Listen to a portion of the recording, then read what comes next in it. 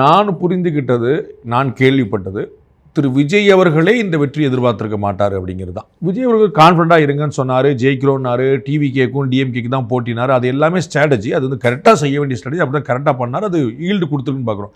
ஆனால் இந்த பலன் வந்து இந்த திட்டமிட்டதற்கு மீறி கிடச்சிருக்கக்கூடிய விஷயம் பார்க்குறோம். அது என்னென்னா 2 பேர் எனக்கு பிடிக்கல. ஸோ அது ஃபஸ்ட்டு ப்ளஸ் பாயிண்ட்டாக போயிடுச்சு. இவரை பிடிக்காமல் போகிறதுக்கு என்கிட்ட எதுவும் இல்லை. அது செகண்ட் ப்ளஸ் பாயிண்ட்டாக போயிடுச்சு. விஜய்லாம் வேணாம்ப்பா அப்படின்னு சொல்கிறதுக்கு ஒரு நெகட்டிவ் பாயிண்ட் எதுவும் இல்லை. ஏடிஎம்கே டிஎம்கே வேண்டாங்கிறதுக்கு 1000 ரீசன்ஸ் மக்கள்கிட்ட இருந்துச்சு. அப்போ ஒரு ஆல்டர்னேட்டிவாக வந்திருக்கிறாரு. தெரிந்த முகமாக இருக்கிறது. அவரே குறிப்பிட்டது போல் கட்சி ஆரம்பித்த பிறகு வீடு வீடாக சென்றவர் அல்ல. வீட்டுக்குள் போன பிறகு தான் கட்சி ஆரம்பித்தவர். அப்போ வந்து ரீச் வந்து ரொம்ப ஸ்ட்ராங்காக நிற்குது. No negative luggage. ஒரு வந்து பெரிய தப்பு பண்ணிட்டார், பெரிய பிளண்டர் பண்ணிட்டார் அப்படிங்கிற விஷயம் நான் பல முறை குறிப்பிட்டேன். கரூர் சம்பவம் மாதிரி ஒரு சம்பவம் அதிமுக கூட்டத்திலேயோ பாஜக கூட்டத்திலேயோ நடந்திருந்தால் அது இன்டர்நேஷ்னல் நியூஸாக இருக்கும். அவங்க வந்து வெளியே தலைகாட்ட முடியாத நிலைமை வந்துடும்.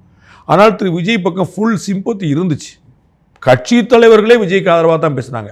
அன்னைக்கு திரு எடப்பாடி பழனிசாமி, அன்னைக்கு திரு அண்ணாமலை, அன்னைக்கு திரு சீமான் அப்படின்னு எல்லா கட்சி தலைவருமே தம்பி விஜய் என்ன செய்வா அப்படி இது போன்ற சந்தர்ப்பங்களை வந்து கடந்து தான் போகணும் அப்படின்னு எல்லாருமே சிம்பத்தி, யாருமே நெகட்டிவ். அப்போ இது எல்லாமே அவருக்கு ஃபேவர் பண்ணுச்சு. எங்கேயுமே அவர் வந்து ஒரு லக்கேஜ், ஒரு நெகட்டிவ் வெயிட்டை வந்து கேரி பண்ணல.